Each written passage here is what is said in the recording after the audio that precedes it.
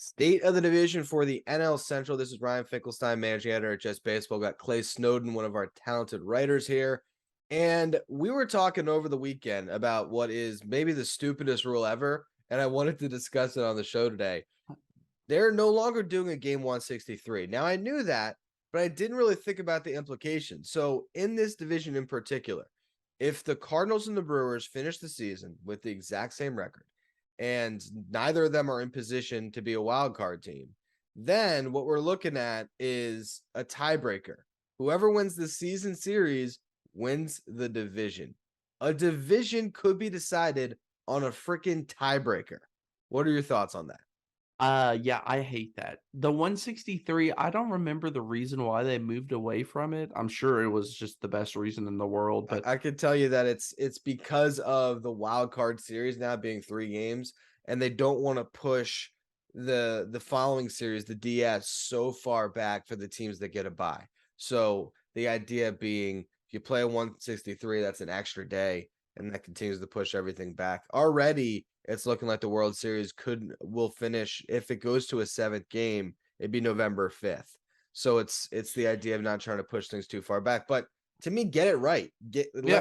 I mean, if these two teams end up tied up, like, why not give them that chance to win the division in a 163?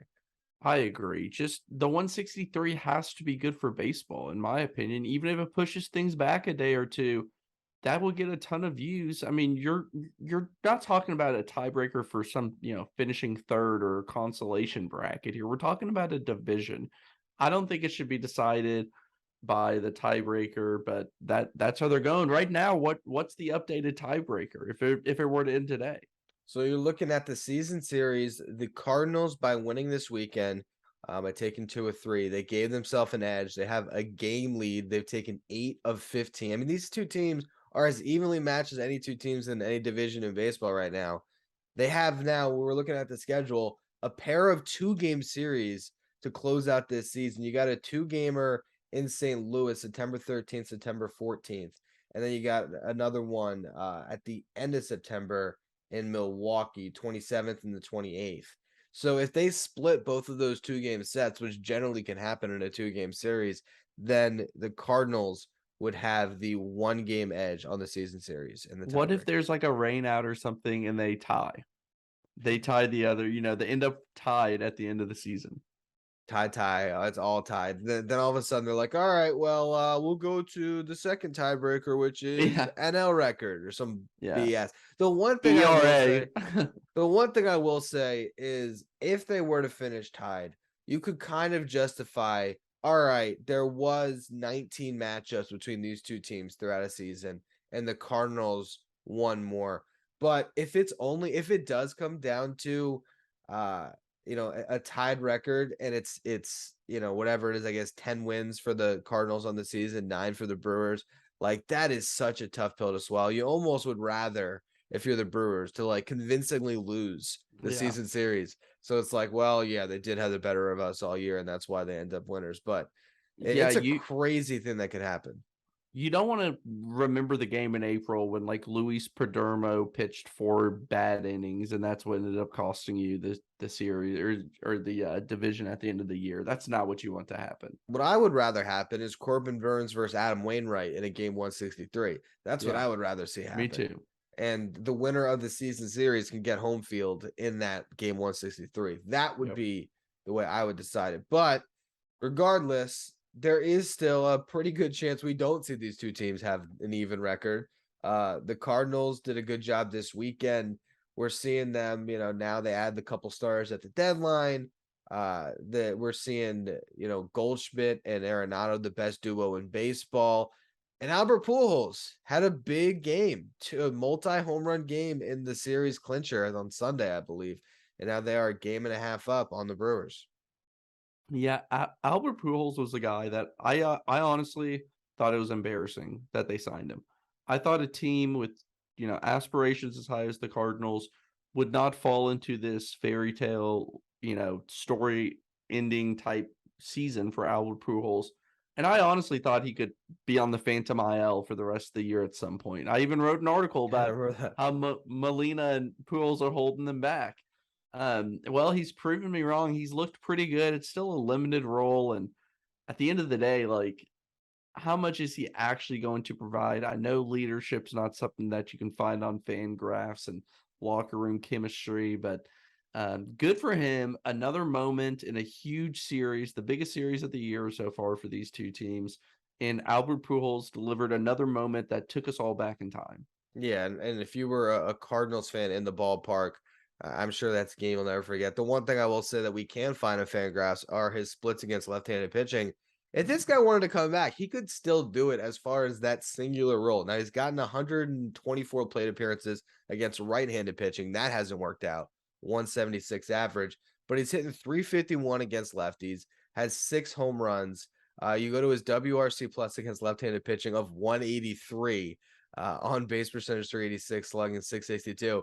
The guy still mashes lefties, and I feel like he could do this for another 5 years. If he really wanted to get to 700, he could stick around for at least one more year in that type of a role. If he really wanted to, he's at was it 780 or 689 now? He's 11 away, which was funny. I saw a couple people saying he's making a push.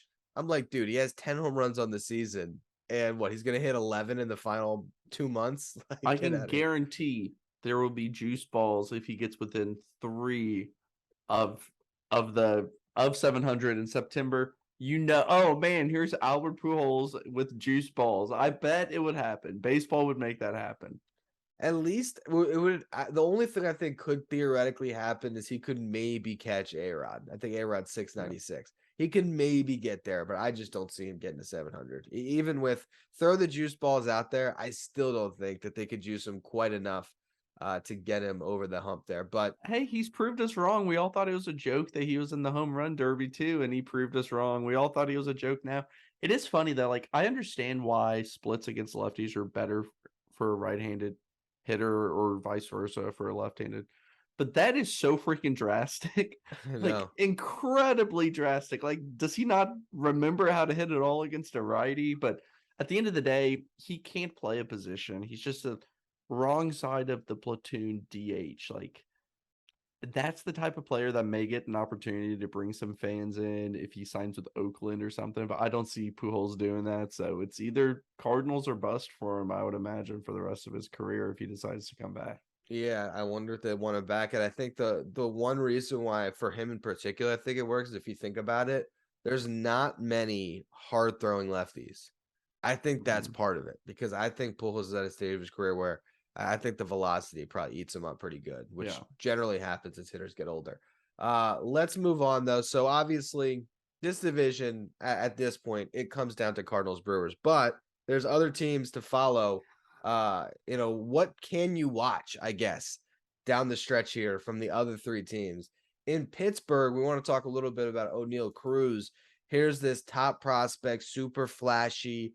Whenever he does anything, it pops up on Twitter and it feels like the guy is tearing it up. But then we look kind of under the hood at the numbers here. It's what is it, 40 or 22 games played no, I was right, 46 games played this year. He's hitting 200, 247 on base, 406 slugging, WRC plus of 78, striking out almost 37% of the time. Not Yeah. great for ONeill Cruz at this point. And we were talking off air that, like, it just feels like he's some, like, 19-year-old freak athlete that just got called up and, like, has barely played any pro ball. Like, he's 23 years old. He's been around for a while in the minors. Made his debut last year.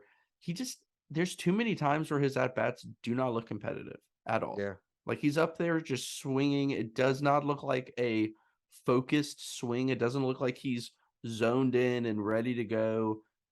It's kind of just like a lackluster attempt. And I don't want to call out anyone's effort because I really don't know what's going on, in Pittsburgh. But I wouldn't say concern in terms of, like, projectability long term. But it's definitely not the start you want.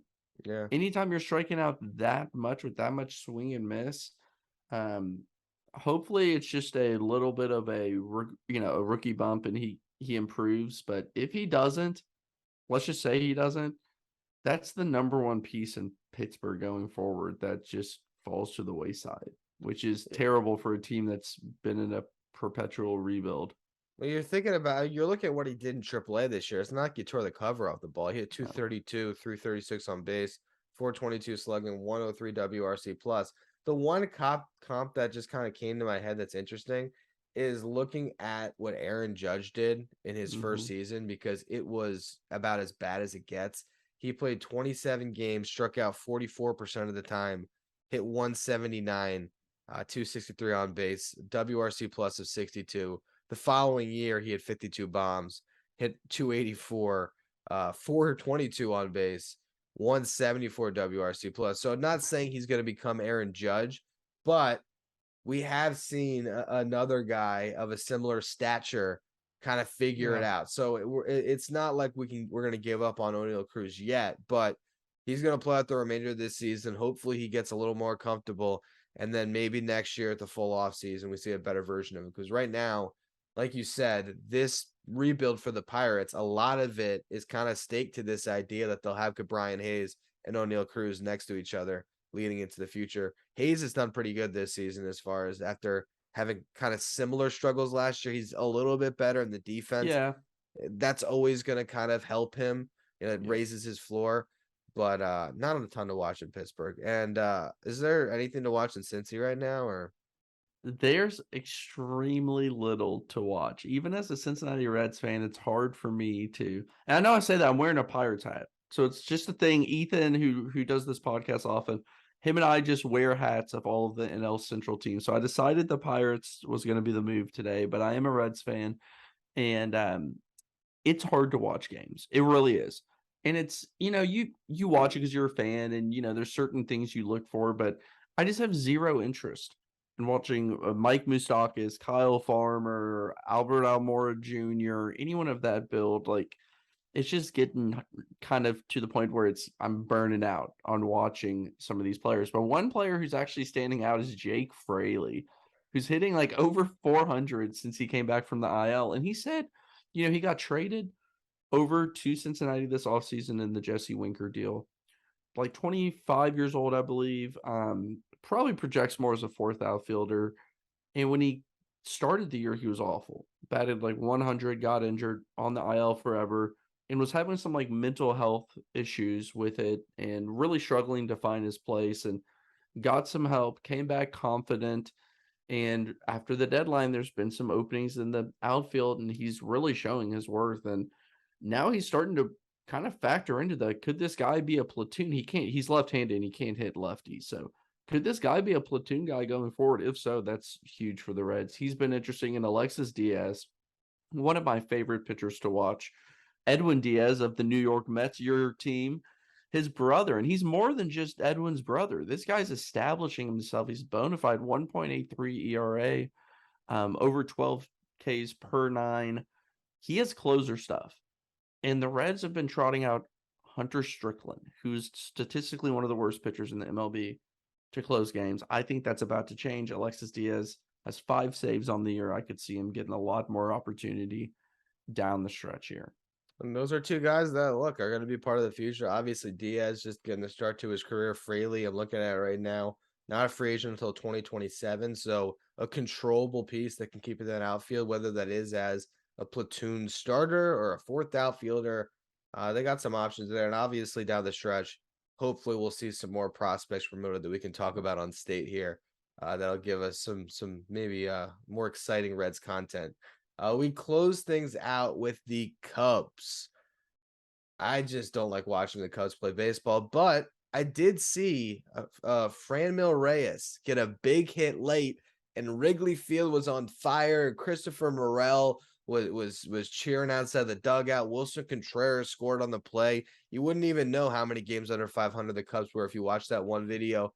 Here he is, though. Hitting 353 as a Cub in 4 games. Nice little pickup for them, right? I mean, no harm, no foul. I love watching Reyes, and it's not like I'd necessarily like want him to be a centerpiece of my team. There's a lot of swing and miss there, but this is a guy who is literally, with his age and production, on pace for close to 500 home runs. Like, coming into the year, if you took his pace and his age, he would get to right at or around 500 That's home crazy. runs. And I think people just forget how young he is. He was a good hitter last year. He wasn't great by any means. He doesn't walk, he strikes out, but he has tons of pop. I was surprised that Cleveland moved on from him after he's shown some production, and he was a big part of their trade piece. But 4.5 million hits waivers. Everyone knew he wouldn't last very long on waivers. There's just which team would get him and be willing to pay the 4.5. Cubs were smart. We know that they're not afraid to spend some. They pick him up, still under team control. At the very minimum, he finishes out this year. He's bad. You move on. No big deal. You just pay the money. At the high level, Franmil Reyes could turn into a legitimate trade piece as early as next deadline. And the amount he'll get paid next year will be a bump up from 4.5, but not significantly due to his numbers this year. I like the move. Change of scenery, maybe. You never know what that can do to a guy. Getting a new hitting coach, whatever it may be. Anytime you see a guy with that much raw power come up for just his salary, you don't have to trade anything for him. I take that move 10 times out of 10.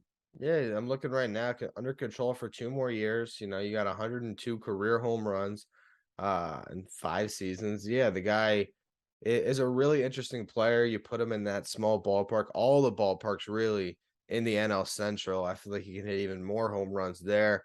I like it. And, you know, just kind of a last note on this. I know you and me, I don't know if we talked about it on a podcast or just on one of our conversations, but the Cubs have this in between inning graphic that they like to Yeah. pull out. Yeah. Where it's like road tripping, and it's like, this is where Frank Schwindel was, all the different places he sucked before he landed with us. This is where whoever else it was, Hey, here's Drew Smiley. yeah, He Patrick failed at all of Wisdom. these places. Let's remind him of the times he failed. And now look, here he is with us, and he finally found a home. I think Franmil Reyes, unfortunately for them, only has a couple stops, but they like to go through the minor leagues and show you the whole journey. So yeah, San Yeah. Diego, Cleveland, now Chicago. He fits the build. These are the type of players they've been targeting recently, and honestly, it's worked out pretty well for them. And the one last note on Franmil Reyes, the Guardians had a September promo game of a Franmil Reyes bobblehead. So they were willing to DFA him and waste, 20,000 bobbleheads or whatever it may be. The Reds did this a few years ago. They traded or cut Johnny Gomes. It's like 2013 or whatever. Like the day before his bobblehead day. And I'm like 99% sure they still gave out the bobbleheads. And it became like a collector's item of sorts or Maybe whatever. they'll do that. Maybe they'll still give them out. Franmil Reyes had a great couple years for us. Yeah. Here's some bobbleheads to remember him by. Yeah. We won't even give him. Maybe they just put him outside the stadium. Yep. I would be all about that. You're a Guardians fan walking the street, just grab one. Quick note about that. Everyone gives out promos before you enter the stadium or as you enter in the stadium, correct? Yeah. I went to a Rockies game. The way you got the promo was after you leave the game, as long as it's past the 7th inning, in order to keep fans there. I love it.